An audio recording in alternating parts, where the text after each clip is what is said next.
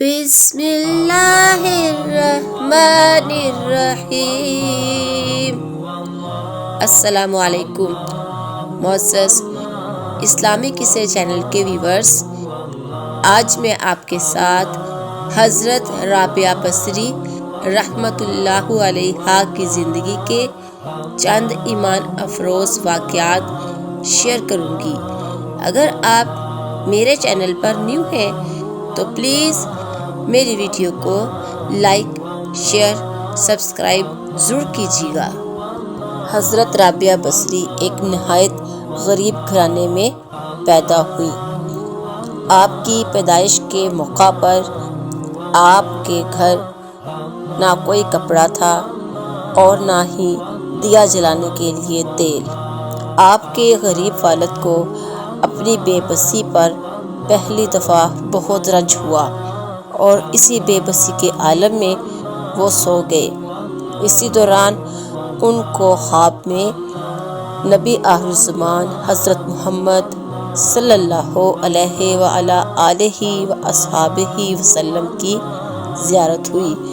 آپ صلی اللہ علیہ وسلم نے فرمایا، تیری بچی اندھیرے میں اس طرح آئی ہے جیسے رات کے بعد سورج نکلتا ہے، اس کی روشنی دور دور تک پھیلے گی۔ اس کے بعد گھر کے حالات ٹھیک ہو گئے۔ آپ رحمۃ اللہ علیہ نے جب ہوش سنبھالا تو آپ کے والد ماجد اس دنیا سے تشریف لے جا چکے تھے۔ اسی دوران بصرہ میں ایسا قحط پھیلا کہ مٹھی بھر اناج کے لیے لوگ ترس گئے۔ مفلسی کے عالم میں جس کا جدھر منہ اٹھا بھاگ کھڑا ہوا۔ اسی نفسا نفسی کے عالم میں حضرت رابعہ بصری رحمۃ اللہ علیہا بھی اپنی 3 بہنوں کے ساتھ گھر سے نکل کھڑی ہوئی۔ اس وقت لوگ قافلوں کی شکل میں سمرقند، بخارا، دمشق کی طرف جا رہے تھے۔ اسی افراتفری کے عالم میں آپ اپنی بہنوں سے جدا ہو گئیں۔ آپ بصرہ کے ایک کنارے میں بیٹھ کے رو رہی تھی کہ ایک ظالم شخص آپ کو اٹھا کر لے گیا اور بصرہ کے بازار میں آپ کو ایک ظالم مالک کے ہاتھوں فروخت کر دیا۔ آپ کا مالک آپ سے بہت زیادہ کام لیتا تھا، یہاں تک کہ آپ کی نمازیں قضا ہو جاتی۔ ایک مرتبہ آپ کا مالک کسی کام سے رات کو آپ کے پاس آیا تو یہ دیکھ کر حیران رہ گیا کہ آپ عبادت میں مصروف ہیں اور اللہ رب العزت سے رو رو کر دعائیں کر رہی ہیں اور آپ کے سر پر ایک نور چمک رہا ہے۔ وہ یہ دیکھ کر واپس آ گیا۔ اس نے آ کر توبہ کی اور صبح حضرت رابعہ بصری رحمۃ اللہ علیہا کو اپنے پاس بلایا، ان سے معافی مانگی اور اس نے آپ کو آزاد کر دیا۔ آزادی کا پروانہ ہاتھ میں لے کر آپ ایک سنسان جگہ پر آ گئیں اور دن رات اللہ کی عبادت میں مشغول ہو گئیں۔ پاکیزگی کے لحاظ سے آپ کو مریم ثانی بھی کہا جاتا ہے۔ بہت سے بزرگ آپ کے پاس آپ کی نصیحتیں سننے کے لیے آنے لگے۔ اسی دوران آپ کو خانہ کعبہ کی زیارت کا شوق ہوا تو آپ اپنے گدھے پر سوار ہو کر قافلے کے ساتھ روانہ ہو گئیں۔ 2-4 منزلیں طے کرنے کے بعد گدھا مر گیا تو آپ اپنا سامان اپنے کندھوں پر اٹھا کر سفر کرنا چاہتی تھیں۔ قافلے والوں نے عرض کیا کہ ہم آپ کا سامان لے جاتے ہیں، کیونکہ وہ آپ کی بزرگی کے قائل تھے۔ حضرت رابعہ رحمۃ اللہ علیہا نے جواب دیا کہ میں نے یہ سفر تمہارے سہارے نہیں کیا، جس کے گھر جا رہی ہوں اس کی مرضی یہی ہے۔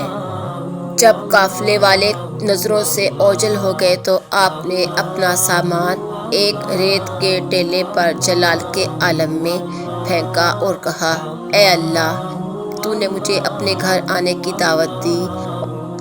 میزبانی کے بھی کچھ آداب ہوتے ہیں۔ پہلے تو نے میرا گدھا مار ڈالا، پھر اس کے بعد مجھے اس بیابان میں اکیلی چھوڑ دیا۔ اس کے فوراً بعد آپ کا گدھا اٹھ بیٹھا جیسے وہ کسی گہری نیند میں سویا تھا۔ حضرت رابعہ بصری رحمۃ اللہ علیہا مسکرانے لگی۔ انہوں نے اپنا سامان گدھے پر لادا اور اکیلی ہی خانہ کعبہ کی طرف روانہ ہو گئی۔ ادھر سے ایک اور ولی اللہ حضرت ابراہیم بن ادن، جنہوں نے بادشاہی کو درویشی کے لیے چھوڑ دیا، وہ ہر قدم پر نفل شکرانہ ادا کرتے ہوئے 14 سال سے خانہ کعبہ کی زیارت کے لیے آگے بڑھ رہے تھے۔ جبھی انہوں نے آخری قدم پر 2 نوافل ادا کیے اور خانہ کعبہ کی زیارت کے لیے آگے بڑھے تو دیکھا خانہ کعبہ اپنی جگہ پر نہیں تھا۔ وہ سمجھے کہ شاید 14 سال کی عبادت و ریاضت کی وجہ سے ان کی بینائی زائل ہو گئی ہے، اور وہ رونے لگے۔ ندا آئی، اے ابراہیم، تیری بینائی زائل نہیں ہوئی، بلکہ کعبہ ایک خاتون کے استقبال کے لیے کیا ہوا ہے، اور وہ خاتون تھی حضرت رابعہ بصری رحمۃ اللہ علیہا۔ ایک مرتبہ 2 درویش بھوک کے عالم میں آپ کے گھر آئے۔ آپ کے گھر 2 روٹیاں رکھی پڑی تھی۔ آپ ابھی ان کے آگے پیش کرنے ہی والی تھی کہ دروازے پر ایک بکاری نے دستک دی اور روٹی کا سوال کر دیا۔ آپ نے وہ دونوں روٹیاں اس بکاری کو دے دی اور خود درویشوں کے پاس آ کر بیٹھ گئیں۔ وہ درویش کہنے لگے کہ ہم بھوک کے عالم سے بے تاب ہیں۔ آپ نے کہا، اللہ تعالیٰ اپنا وعدہ ہمیشہ پورا کرتا ہے۔ اس کے بعد ایک کنیز تھال میں مزیدار سالن اور 18 روٹیاں لے کر آئی۔ آپ نے روٹیاں گنی اور کہا کہ یہ تھال میرے لیے نہیں۔ اس کنیز نے لاکھ کہا کہ یہ آپ کے لیے ہی بھیجا گیا ہے، لیکن آپ نے وہ تھال واپس کر دیا۔ تھوڑی دیر بعد دوبارہ تھال لے کر آئی اور اس میں 20 روٹیاں تھیں۔ حضرت رابعہ بصری رحمۃ اللہ علیہا نے وہ تھال لیا اور مہمانوں کو وہ کھانا پیش کیا۔ سب نے پیٹ بھر کر کھانا کھایا۔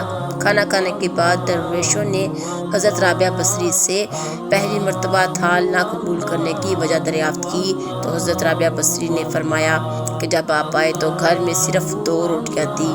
میں نے اللہ کی راہ پر اس نیت سے خیرات کر دی کہ اللہ نے 1 کے بدلے 10 دینے کا وعدہ فرمایا ہے، لیکن جب کنیز 18 روٹیوں والا تھال لے کر آئی تو میں نے واپس لوٹا دیا، اور جب وہ 20 کا تھال لے کے آئی تو میں نے وہ قبول کر لیا، کیونکہ اللہ نے اپنا وعدہ حرف بحرف پورا کیا۔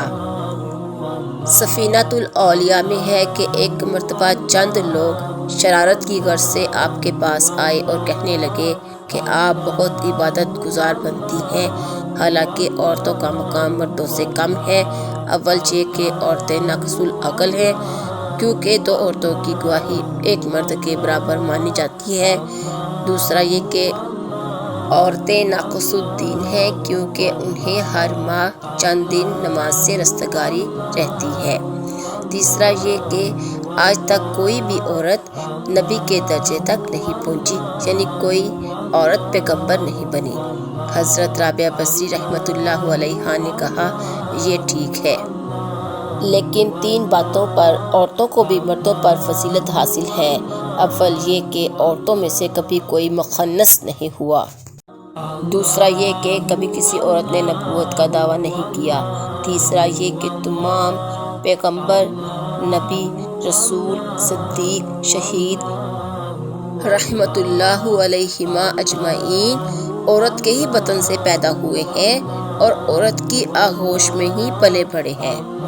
یہ سن کر وہ شرمسار ہو گئے اور ان سے کوئی جواب نہ بن پڑا اور واپس لوٹ گئے۔ امید ہے ویورز آپ کو میری آج کی ویڈیو ضرور پسند آئی ہوگی۔ اگر میری ویڈیو پسند آئی ہے تو پلیز میرے چینل کو لائک، شیئر اور سبسکرائب کریں۔ اگلی ویڈیو تک کے لیے اللہ حافظ۔